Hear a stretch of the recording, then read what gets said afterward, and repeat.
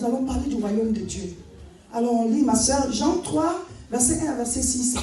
Il est écrit, mais il y eut un homme d'entre les pharisiens nommé Nicodème, un chef des Juifs qui vint, lui, auprès de Jésus de nuit, et lui dit, Rabbi, nous savons que tu es un docteur venu de Dieu, car personne ne peut faire ces miracles que tu fais, si Dieu n'est avec lui.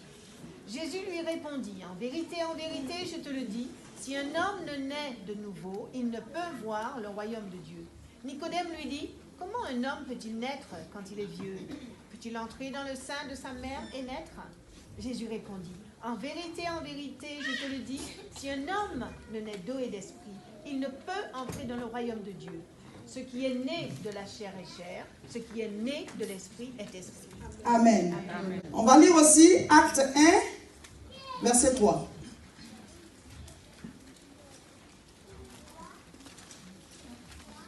Acte 1, verset 3. Après qu'il eut souffert, il leur apparut vivant et leur en donna plusieurs preuves, se montrant à eux pendant 40 jours et parlant des choses qui concernent le royaume de Dieu. Amen. Amen. Et nous allons lire aussi Matthieu chapitre 9, verset 6. Or, afin que vous sachiez que le Fils de l'homme a sur la terre le pouvoir de pardonner les péchés, lève-toi, dit-il au paralytique, prends ton lit et va dans ta maison. Amen. Amen. Nous allons répéter cette phrase ensemble. Or, afin que vous sachiez que le Fils de l'homme a sur la terre le pouvoir de pardonner les péchés. J'aimerais vous dire quelque chose. Jésus a sur la terre le pouvoir de pardonner les péchés. C'est-à-dire que si tu as quitté la terre, Jésus n'a plus le pouvoir de pardonner tes péchés. Lisez bien la Bible. La Bible dit, oh, afin que vous sachiez que le Fils de l'homme a le pouvoir sur la terre. Répétons, sur la terre. Encore, sur la terre. Attends, nous tous, on est partis avec comme ça. Ça veut dire quoi? Ça veut dire que le pouvoir de pardonner les péchés, là, ce n'est que sur la terre que Jésus peut l'exercer. Donc si un homme a quitté la terre, Jésus ne peut plus lui pardonner. Matthieu 12, verset 28.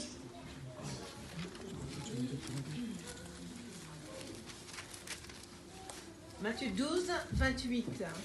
Mais si c'est par l'Esprit de Dieu que je chasse les démons, le royaume de Dieu est donc venu vers vous. Amen. Amen.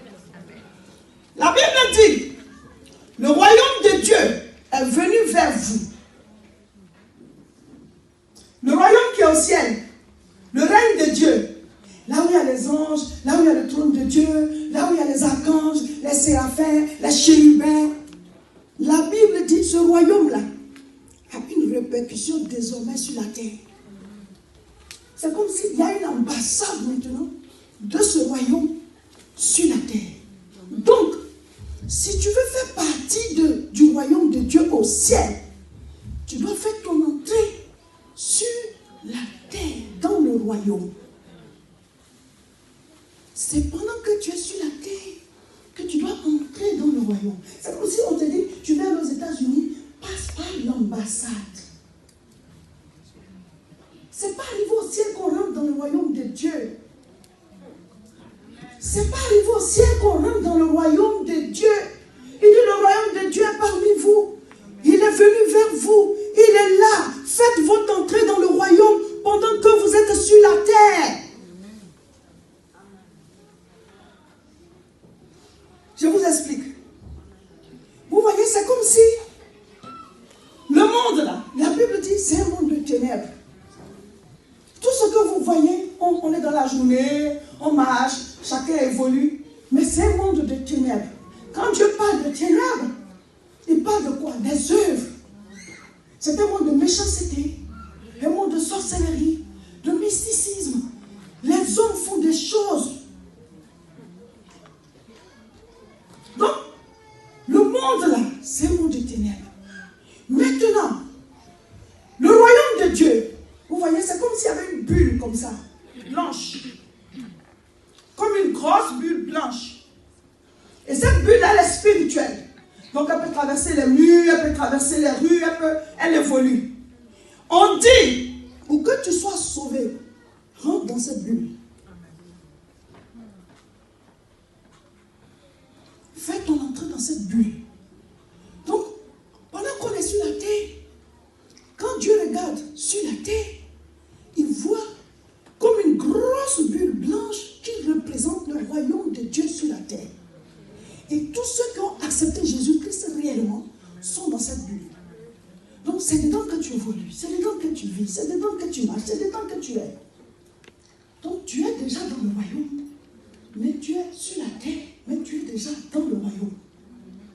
Donc quand tu meurs, tu es sauvé. Parce que tu étais déjà sauvé sur la terre. Celui qui n'est pas entré dans cette bulle est toujours dans le monde des ténèbres. Donc si cette personne meurt, elle est morte dans les ténèbres. Elle n'a pas la vie. Maintenant au ciel, il n'y a pas une porte pour entrer dans la bulle là. C'est ceux qui sont entrés ici qui sortent au ciel. Puis le royaume de Dieu est venu vers vous. Le Fils de l'homme a le pouvoir sur la terre de pardonner les péchés. Ne te dis pas, je vais arriver au ciel et je vais rentrer chez Dieu. C'est à partir d'ici qu'on rentre chez Dieu. On évolue dedans. On est avec lui. On marche avec lui. On vit selon sa parole. On est dans cette atmosphère. Alors quand on meurt, on est sauvé. Il faut que tu le saches. Maintenant, l'image que je donnais de la grosse bulle, où c'est comme si, c'est pas qu'il y a une grosse bulle, je suis en train de vous expliquer, voilà, pour qu'on puisse comprendre. Pour dire que quand tu deviens chrétien, en fait tu changes de monde. Tu es encore sur la terre, mais tu évolues dans le monde de Dieu. C'est pour cela que normalement, celui qui est né de nouveau n'a plus de mauvaises pensées. Tu n'as pas de mauvaises intentions. Tu as plus de cœur. Parce que l'ancienne nature est morte. La nature qui est en toi, c'est la nature de Christ. Celui qui est né de nouveau n'est pas un homme à problème. N'est pas une femme à problème. Il y a des gens partout où ils sont. Il y a des problèmes qui naissent. Tu véhicules quoi? Est-ce que l'Esprit de Dieu est vraiment en toi? Nous sommes des enfants de paix, des enfants de lumière, des enfants de sagesse, de sainteté, de pureté. C'est ça le royaume de Dieu. Donc, pourquoi est-ce que certains chrétiens sont dans la défaite? Je vous explique. La grosse bulle que je suis en train d'imaginer. Alors, prenez par exemple au temps de Noé. Dieu a dit à Noé, construis une arche, un genre de bateau. Et Noé a pris des années à construire. Il a construit. Et quand c'est fini, Dieu lui a dit, prêche, annonce, dis aux hommes qu'il va pleuvoir. Les gens ne connaissaient pas la pluie. Il dit, de l'eau va tomber du ciel jusqu'à remplir toute la terre. Imaginez actuellement si quelqu'un commence à passer dans les rues pour raconter ça. Qui va l'écouter? Moi, tu vas signer un cinglet de plus. Alors c'est fini là, Dieu prend la drogue là. Il dit, il va pleuvoir, il va pleuvoir, il va pleuvoir. Les gens disent, oh Noël, nous on a nos mariages à faire. Pas gâcher l'atmosphère. Pas gâcher la fête. Et c'était comme ça. On dit les gens mariaient, les enfants ils se mariaient. Ils faisaient leurs fêtes, ils avaient les activités. Ils ne s'occupaient pas de ce que Noé disait. Noé dit, Dieu dit qu'il va pleuvoir, il va détruire la terre. Répandez-vous, j'ai construit l'arche, entrez dedans si vous voulez être sauver. On dit, et il est rentré dans l'arche avec sa famille. Et c'est le même bouffe là que les gens disent actuellement. Quand on prêche,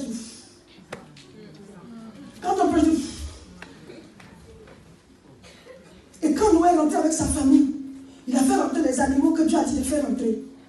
Et Dieu lui-même a fermé l'arche. Et il a commencé à pleuvoir. Les gens se sont dit, bon, ça c'est quoi encore? Alors que c'était la fin de leur vie.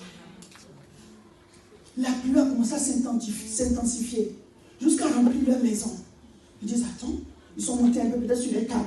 Ça les a trouvés là-bas. Ils disent, bon, sur le toit. Ils sont allés sur le toit. Ça les a trouvés là-bas. Ils disent, bon, grimpe sur les arbres. Ça envahit même les arbres. Jusqu'à ce que l'arche que Noé a conçue, c'était comme un bateau. Ça flottait maintenant sur l'eau. Toute vie humaine, animale et plus végétale, tout est mort. Dieu a montré que c'est lui qui a créé les cieux et la terre.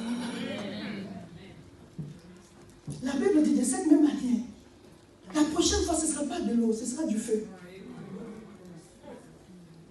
C'est grave, hein? Il va pleuvoir du feu.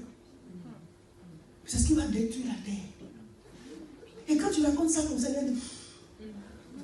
le même pouf, les gens ont fait son temps de Noé. Ils sont tous morts.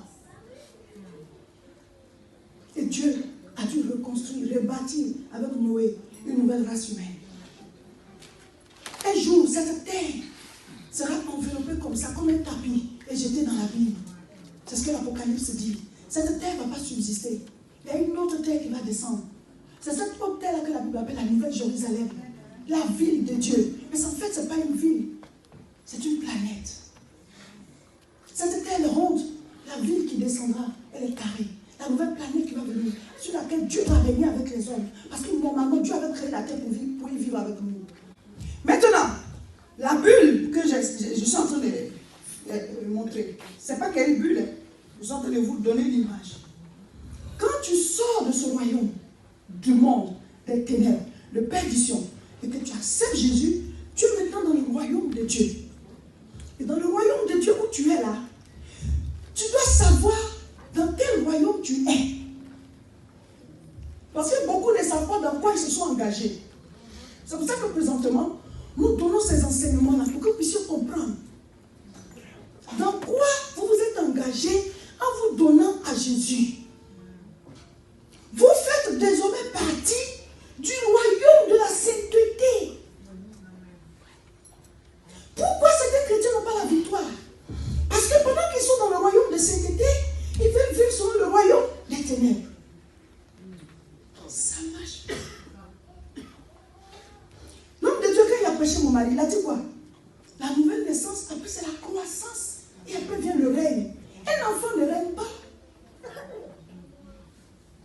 Mais beaucoup se sont donnés à Jésus, ils sont nés de nouveau. Mais le processus de croissance là manque. Tu ne grandis pas. Donc tu n'atteins jamais le règne. Tu es chrétien, mais tu es toujours dominé. Tu es chrétien, mais tu es toujours poursuivi en rêve. Un bébé peut être menacé, mais un adulte, non. Mais si tu es bébé spirituel, chaque fois qu'un chrétien m'appelle pour Seigneur de Dieu, on me poursuit, on serre mon cou. Je dis, oh, comment? Toi, tu es dans le royaume de Dieu. Quelqu'un qui est Dieu des ténèbres, il va rentrer là-bas, venir serrer ton cou. Il est passé par là. C'est pas possible. Toi, tu es son chef. Vous savez que dans le royaume, dans le monde spirituel, il y a des lois. Il y a des lois. Toi, tu es plus gradé que le sorcier. Si un sorcier est trop possédé, c'est Satan qui est en lui. La puissance suprême là-bas, c'est Satan. Alors que toi, qui est en toi, c'est le Saint-Esprit. Donc c'est comme un général qui est en train de courir devant, c'est pas un homme de troupe.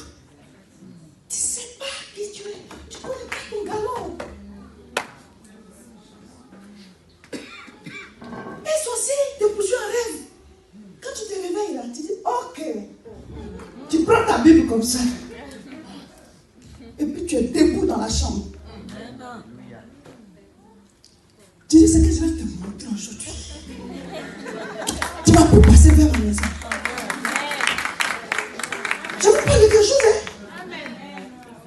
Tu as l'impression que tu as vu un rêve. On va passer un mauvais quart d'heure.